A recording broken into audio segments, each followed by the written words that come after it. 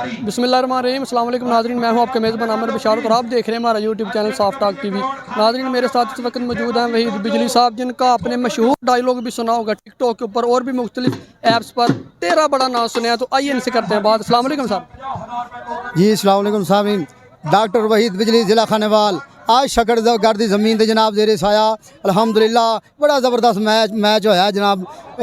थपड़ा वाली कबड्डी ज़बरदस्त अल्हम्दुलिल्लाह। 3 कौड़ी 65 पॉइंट और 3 कवर कीते ने इंशाअल्लाह। जनाब, कबड्डी का आगाज़ तुसी कदों कीता ते किस वजह तो कीता?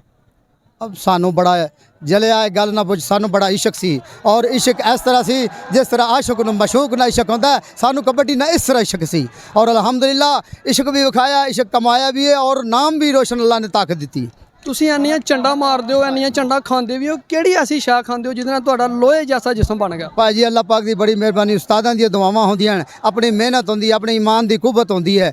अल्हम्दुलिल्लाह हमारा एक पुराना डायलॉग है, ओए तेरा ता जलिया थप्पड़ ही बड़ा भारा है ओए।